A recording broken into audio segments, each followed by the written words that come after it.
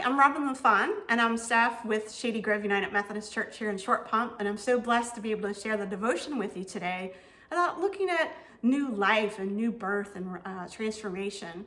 And it's so appropriate, just past this Easter time and the resurrection. And it's so ingenious of our Creator to place this season of spring just about this time of year. Well, at least for us in this geographic location. Now, one of my favorite verses reflects my own transformation and my perspective to look at life differently in the text of Isaiah 43. And I didn't read it one day and decide to change and shift perspectives. I was going through a very difficult season in life, and about 3/4 of the way through, it's kind of like you're climbing a tree and you're getting up to the treetops so you can see out in a perspective. That's when I rediscovered this particular text. And I'm sure I read it hundreds of times in my lifetime, but it just didn't have the impact that it did then, as well as it is right now. And just God's been reminding me of this text.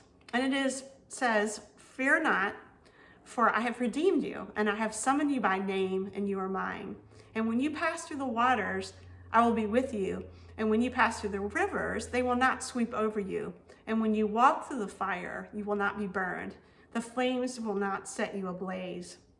And what it says is that whatever life has to throw at you, God is there to help you.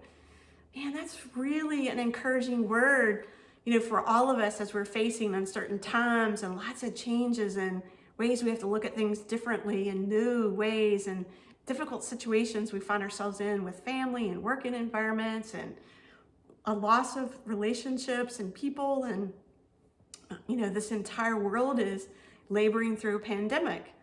So whatever life has to throw at you, God is there to help you. Believe me, it's true.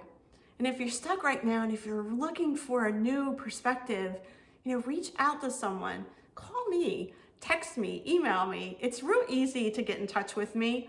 Let's have a coffee visit, a porch visit, and let's just talk about what life has thrown at you, and we'll find a way together.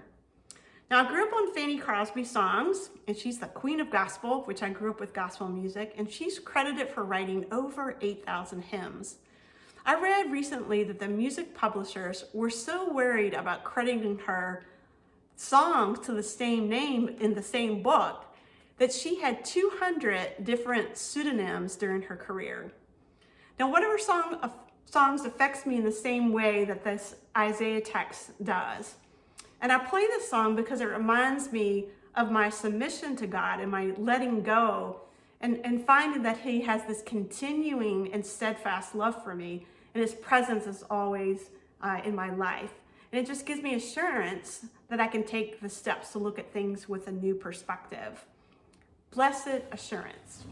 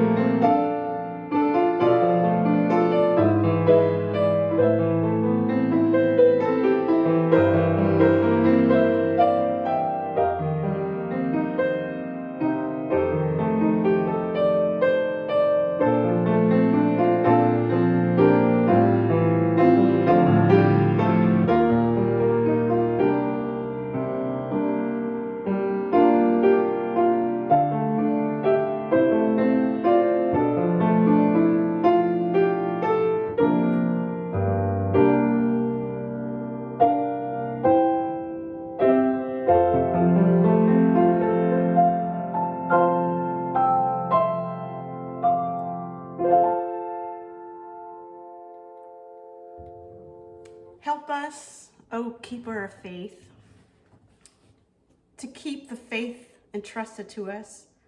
Help us to keep the faith in a world worth saving, faith in a dream worth saving and sharing, faith in a heritage worth keeping, even as we reinvigorate it to have meaning for us now.